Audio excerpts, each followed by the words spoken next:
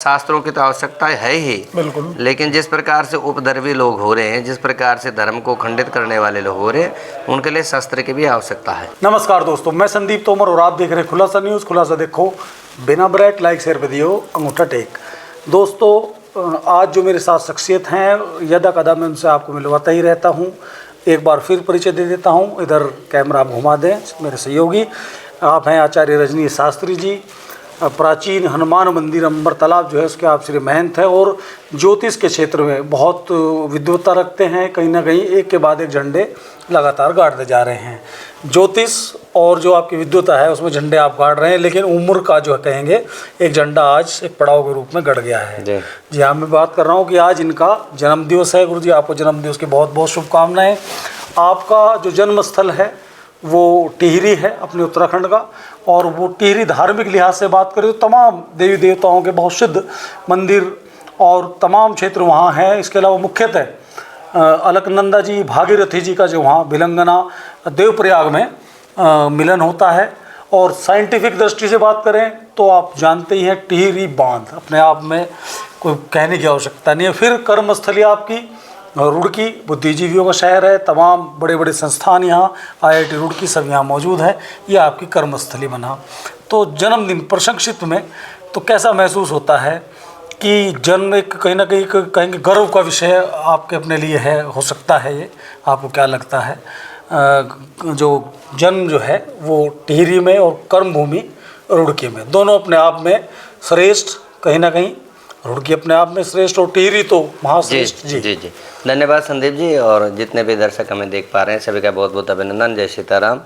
और निश्चित रूप से आपका जिस प्रकार प्रयास रहता है धर्म अध्यात्म की जानकारी जन जन तक पहुंचाने का, उसके लिए मैं आपको बहुत बहुत धन्यवाद देता हूं। आप भी पत्रकारिता भी बड़ी सहज सरल और बेबाकी से आप करते हैं, उसके लिए आप बधाई के पात्र हैं। और आपने बहुत ही अच्छा कहा। देखिए, जन्म दिवस यावत गंगा कुरुक्षेत्र यावत तिष्ठत मेदिनी यावत राम कथा लोके तावत जीवत बालिका। तो हमारे यहाँ संस्कारों में बहुत रूप से जन्म दिवस के कई मंगल कामनाएं दी गई हैं, मंगल गीत गाए गए हैं। और जन्म दिवस पर निश्चित रूप से आध्यात्मिक दृष्टि से देखें तो हमारे जीवन का 1 वर्ष कम हो गया है, लेकिन हम भौतिकतावाद के इस युग में अपने जन्म दिवस को हर्ष और गर्व के रूप में मनाते हैं।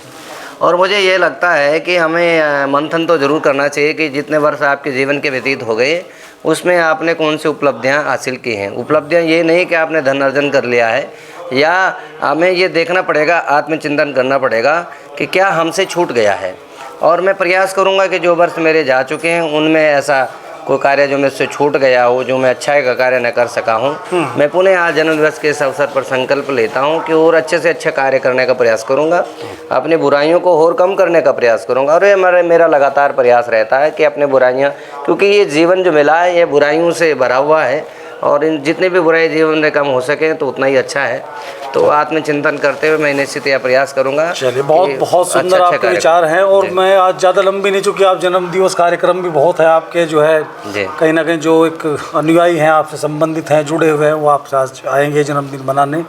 तो ये तो आपने बता ही दिया, बड़ा अच्छा की साहब। जन्मदिन पर कुछ गलतियाँ अगर कुछ रह गई हैं जीवन में, सुधारने का प्रयास। आज होली अष्टमी है, तो दीपावली कब है, क्या तारीख है? देखिए, कुछ पिछले वर्षों से कुछ हो रहा है इस प्रकार से कि अमावस्या जो तिथि है, हमारा जो हिंदी पर्व त्यौहार है वो मुहूर्त गणना तिथि की उस पर आधारित होता है। उसमें बहुत सारे लोग प्रश्न चिन्ह लगाते हैं कि ऐसा कैसे हो गया, ऐसे कैसे हो गया। तो मैं उन सबको बताना चाहूँगा कि ये पहले जो मूढ़ता है, जो मूर्खता है, उसको दूर करना चाहिए हमको, और अपने हृदय में ज्ञान रखना चाहिए।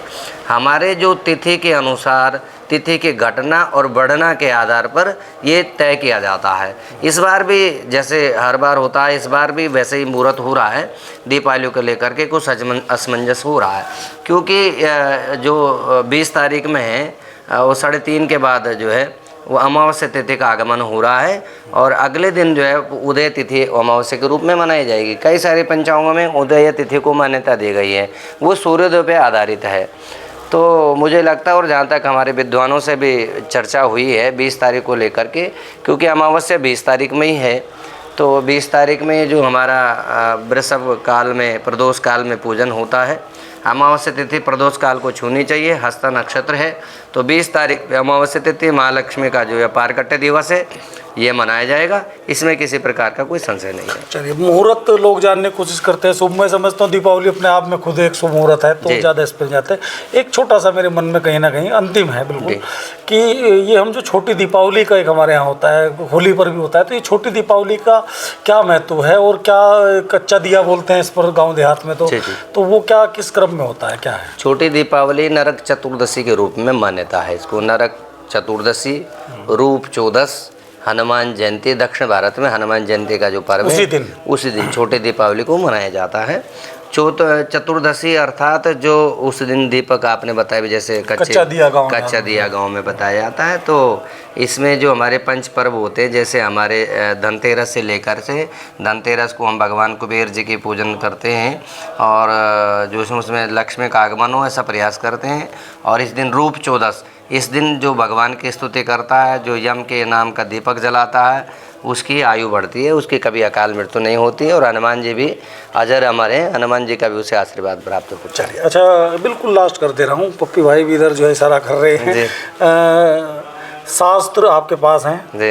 अभी अनौपचारिक आपसे बात हो रही थी कि शस्त्र लाइसेंस के लिए गए थे तो शस्त्र लाइसेंस ले रहे हैं, तो जो शास्त्र आपके पास हैं शस्त्र लाइसेंस की आवश्यकता क्यों पड़ रही है? आपने हमें पकड़ लिया।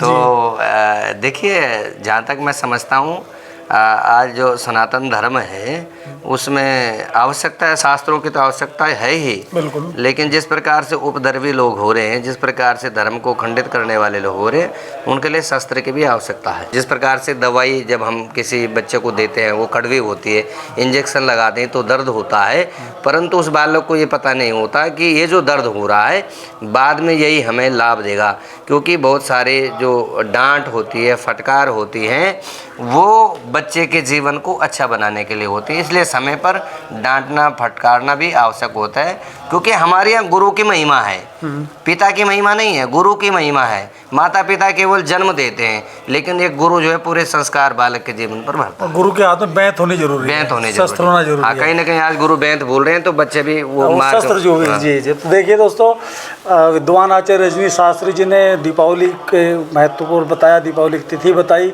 और आज इनका जन्म दिवस है, शुभकामनाएं। साथ ही सबसे महत्वपूर्ण की शास्त्र तो हैं ही, लेकिन शस्त्र की भी आवश्यकता क्यों है ये भी प्रकाश डाल दिया है। छायाकार पप्पी भाई के साथ मैं संदीप तोमर आपको करता हूँ जय श्री राम, नमस्कार, जय हिंद।